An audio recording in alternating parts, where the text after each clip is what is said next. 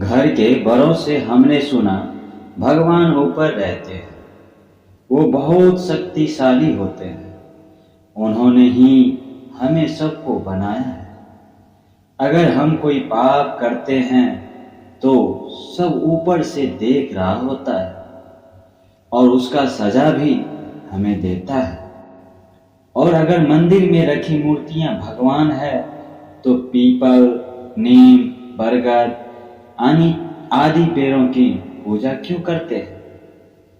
ये भी भगवान है क्या?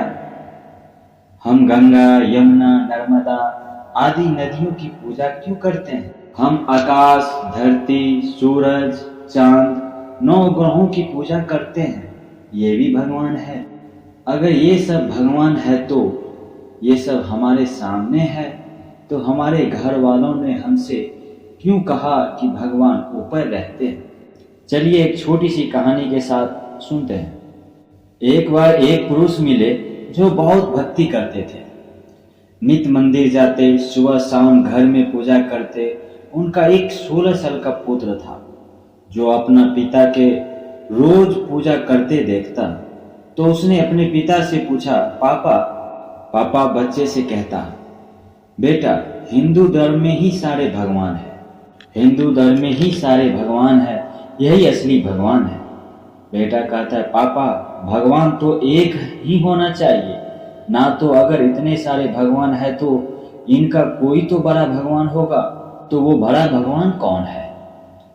जिस तरह एक परिवार होता है, इसमें इतने सारे लोग रहते हैं और उसका एक मुखिया होता है, और इतने सारे भगवान में भी तो एक बड़ा भगवान होगा।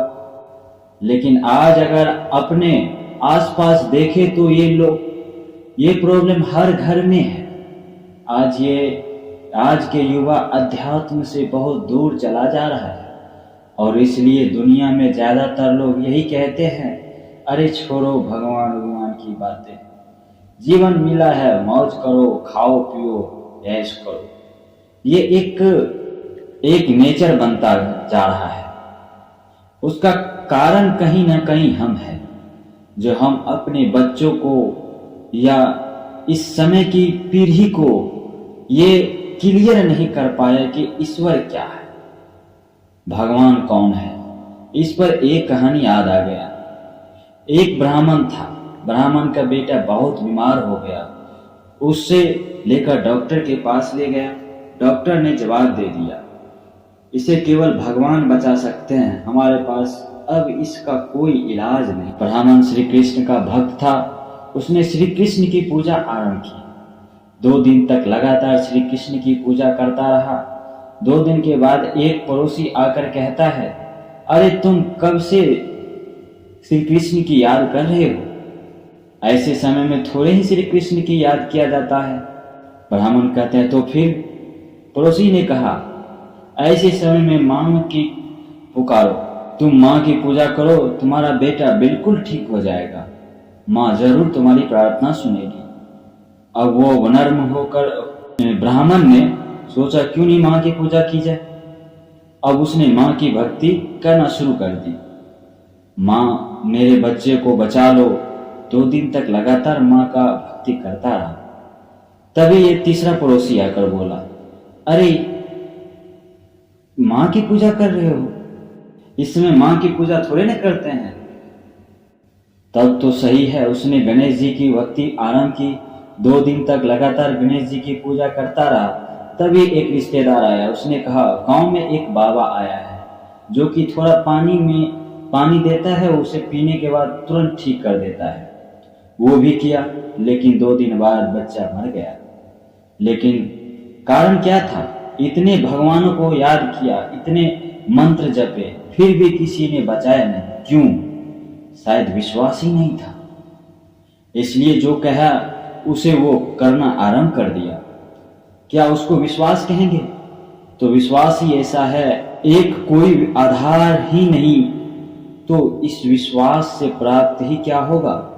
इसलिए आज भगवान को याद करते हुए कहीं ना कहीं मन में सोचते हैं, भगवान से मैंने मांगा, पता नहीं सुने होंगे कि नहीं होंगे। और इसलिए हमने इतने सारे देवी देवताओं की मूर्ति रख दिए हैं, सबको दिया धूपवती दिखा रहे हैं। आप सब में जो सही है, प्लीज मेरा प्रार्थना स्वीकार कर लीजिएगा। जहां विश्वास ही नहीं है तो वहां भगवान कहां से मिलेगा, वहां प्राप्ति ही क्या होगा। इसलिए घरों में भी सारी देवी देवताओं के चित्र सजाए जाते हैं, मंदिर में भी यही होते हैं। आखिर सत्य क्या है जानना बहुत जरूरी है। कुछ कहते हैं प्रकृति परमेश्वर है, कुछ का कहना है आत्मा ही परमात्मा है, कुछ का मानना है कण कण में भगवान है, कुछ का कहना है ईश्वर जैसा कुछ है ही नहीं। सचमुच ईश्वर तो आप खुद सोचिए, ईश्वर की मंजूरी हर बातें सुनते हैं।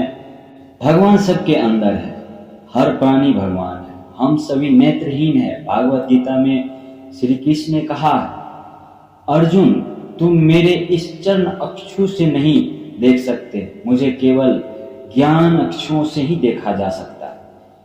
देखने के नहीं, अनुभव करने की होती है।